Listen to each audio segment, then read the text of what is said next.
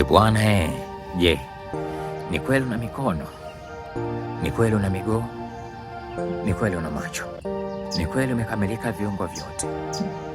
Mshukuru Mungu, mwambie Mungu, asante kwa kunipatia kile kiungo. Nina macho yanatazama, lakini nina masikio yanasikia. Nina mikono ya kuweza kufanya kazi na nina miguu ya kutafuta kazi. Mshukuru sana Mungu kwa kukupa viungo vyote. Kuna wenzako wamekosa viungo na wanapambana. Kama kweli una viungo vyote, acha kulalamika. Acha kulalamika. Hebu jaribu kuinuka na kupambana. Hebu mtazame huyu sister. Hebu mtazame huyu sister jinsi gani anapopambana. Ana macho, haoni chochote, lakini anatumia hisia yake kufanya kazi. Mbona yeye alalamiki kwamba maisha magumu? Wewe leo hii unalalamika ya kwamba maisha magumu. Istosho unalalamika hakuna kazi ya kufanya.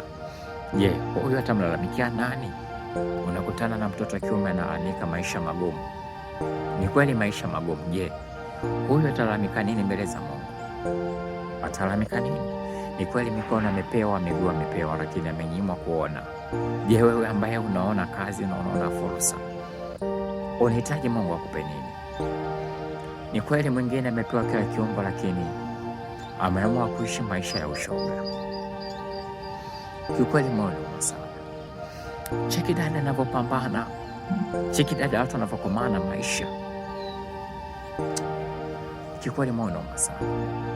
Moyo unauma ndugu zangu. Kuna watu wanaitafuta pesa katika njia za utatanishi, njia ngumu. Ongera dada, ongera sana. Naomba Mwenyezi Mungu akubariki popote ulipo. Mwenyezi Mungu abariki kazi za mikono yako. Uingiapo na utokapo kazini kwako, Mungu abariki kazi yako. Mungu, kama kuna wapambanaji kama hawa wanaojituma, Mwenyezi Mungu kabariki kazi za mikono yao. Lakini Mungu ukawaepushe na wale wapumbavu ambao wamezoea kudhulumu mali za wavuja jasho.